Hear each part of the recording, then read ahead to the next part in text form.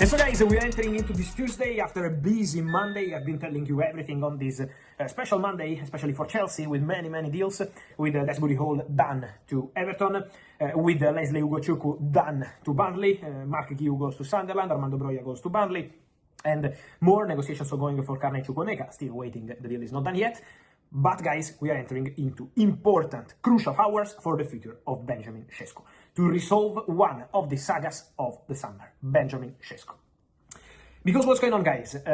It's important to say that as of tonight, Benjamin Sesko is still not decided what he wants to do. The player is still taking his time, so trust me, at this time of the night, Sesko is still assessing the options.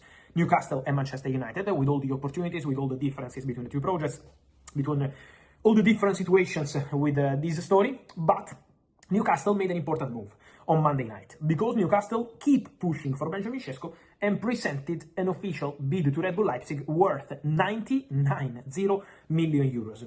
I always told you, also in the last video, what makes the difference in this deal is the player, not the club to club. And I keep repeating that, because it's the player who will dictate his future. It's Sesko who has to decide, okay, I come to Newcastle, or okay, I come to Manchester United. But Newcastle, by sending this bid, are showing their muscles in this deal, and are also sending a message, not just to Red Bull Leipzig, also to Manchester United, like saying, okay, we are playing with our cards on the table. We are not hiding our cards. Our cards are here. 90 million euros, 80 million euros guaranteed, 10 million euros in advance, and giving Benjamin Sesko the salary he wants. So basically, Newcastle have presented everything on the table. You remember what I told you last week? They are ready to pay whatever it takes. And Leipzig are showing that with facts now. Newcastle are showing that to Leipzig with facts now. Not just with words, not just promising things. They show with 90 million euros on the table that they are ready. The message is clear, but it's also clear to Benjamin Sesko. Newcastle, by playing in this way, very strong, very aggressive, Newcastle are telling Sesko, okay, now we are doing everything possible. The money is on the table, is 80 million euros fixed plus 10 in advance. We are giving you what you want. Now you have to decide. This is the message from Newcastle. So Newcastle don't want another situation like Hugo Kitike, like João Pedro and others, where you miss out on the race for the player. They want a decision soon. Newcastle will not wait too many days. So now it's on Benjamin Sesko to make a decision. Newcastle presented this bid, and as of tonight, Leipzig have still not said, okay, we accept, the player is yours, because they know that it's Benjamin Sesko who will dictate this story. But Newcastle are playing hard.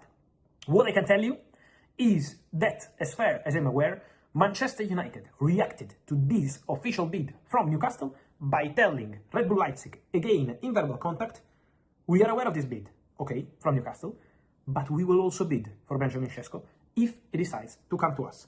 So different strategies. Newcastle are going very strong, put the money on the table, with an important proposal to the club, an important proposal to the player. Manchester United are still not presenting an official bid, but telling Leipzig, and obviously also the player, that they are ready to bid as soon as the player will decide. Different approaches, different strategies, but always with one guarantee. When the player will make this decision, this story becomes clear. So it's on the player. Or it's eventually on one of the two clubs to say, okay, we leave the race. But as of tonight, Monday night, at the moment, Newcastle are presenting important money on the table, and Manchester United are telling Leipzig, don't worry, we will bid too. So at the moment, is far from being over.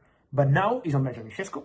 Tuesday is going to be one more day and one more morning of meetings for Benjamin Sesko himself, for Benjamin Sesko's family, for Benjamin Sesko's agent, all together discussing what they want to do. So the process is arriving to the final stages, but it's really important moment into this saga. We will be following that. Just a few more quick points, guys, after the Benjamin Sesko story. One is about Darwin Núñez. Goal for Darwin Núñez with Liverpool. Doing very well in pre-season to show his professionalism. Darwin is a top guy, top professional, even if he knows that he's going to leave Liverpool, because I keep repeating that Darwin will leave Liverpool this summer. I'm saying since February, and I maintain my position.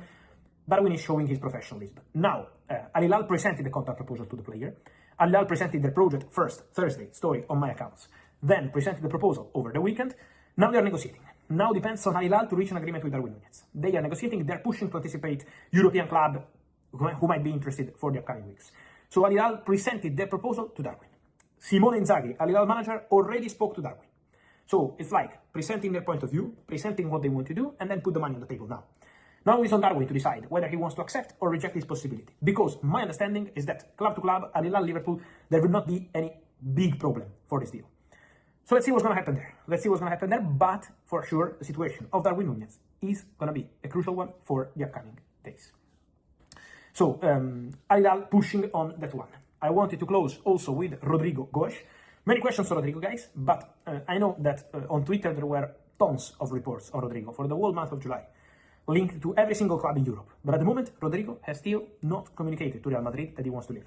Real Madrid are keeping their doors open, like, if you want to go, free to go. Bring us a big proposal, 100 million euros more than this, and you will be free to go. But at the moment, Rodrigo didn't bring any bid, because Rodrigo, internally, himself, with his family, people close to him, he still wants to stay at Real Madrid and to compete as a Real Madrid player. Rodrigo loves Real Madrid. His desire is to be an important player at Real Madrid. So before saying, okay, I'm leaving, it will take a very top club with a very top proposal to convince Rodrigo. At the moment, we are not at that stage. I keep repeating that since July. Now the rumors finally on those social media have stopped, because we heard everything about tons of clubs, but nothing was really advanced.